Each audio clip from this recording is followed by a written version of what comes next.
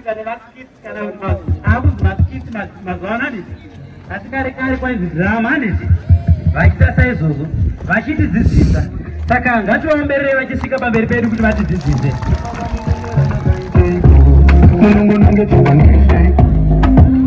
hoyo amai vangu vanobara ona iwo watokunzwa ukakangana kutenda vairi makashekedzerana zvakuchadaira makapumura zvinoere makaparadza mumiko yerudo kufananidzo kuti mune chidoko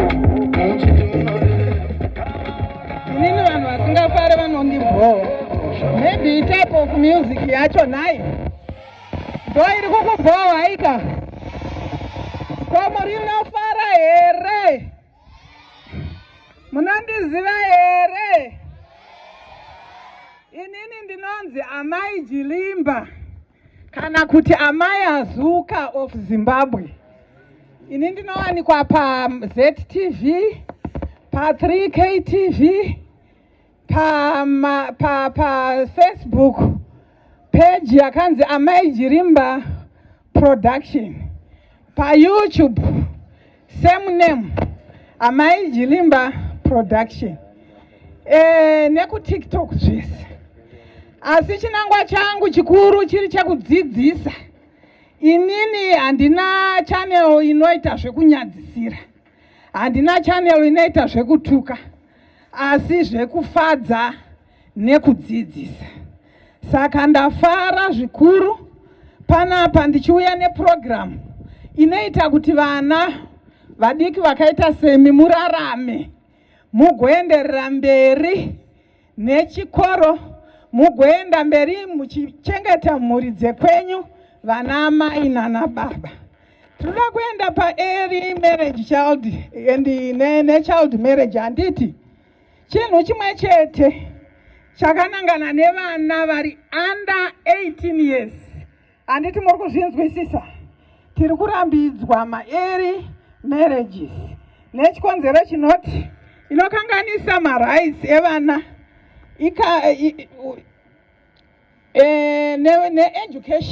ne-education zvese neutano and protection from harm. Tiri ipapo tinosangana nemariski. Mariski anoinclude early pregnancy and child birth complications. Handiti muri kundinzwisisa here uko? Tinoda isusu kuti imimi vana muzive kuti ukange waita chinhu chinonzi early marriage unoita ma-complications akawanda, ungaite ma-operations, watadza kusununguka nekuti 14 years 16 years haizvare mwana. Saka iwe ukange wasvika pakunzi waroorwa zera rako risina kukwana, uchasangana nezvima-complications zvakaita saizvozvo. Saka isusu hatidi zvinhu zvakaita saizvozvo. Mwana anenge asvika panguva iyo yakadaro anenge akunidha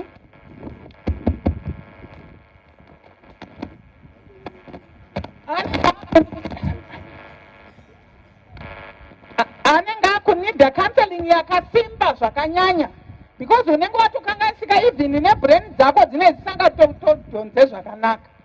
Even health yako chainenge yakuda kugara ichimonitwa, nekuti mwana ukasvika pakuda varume uri mwana mudiki ndo paunonzwa unoita zvimakensa, unoita zvirwere zvepabonde zvakasiyana siyana.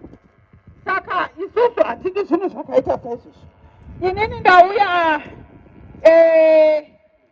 nemumwe angangondizadzikisira kuti munyatsonzwisisa kuti zvakaitirei.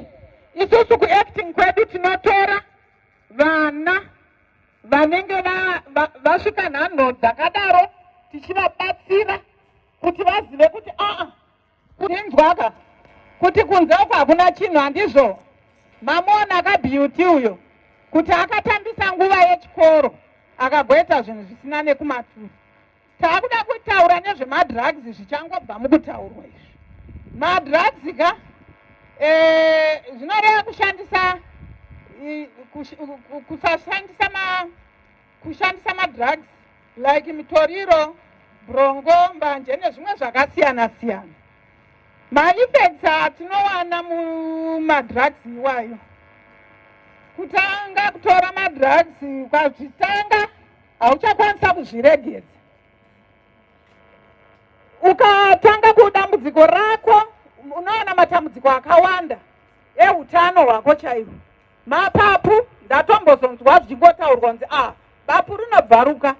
Unozonzwa vanhu vakuti akaroiwa, maakupedzera mari mun'anga, maakudii yeti kamutoriro zvimadrugs izvozvo zvinenge zvatodhemeja health yako.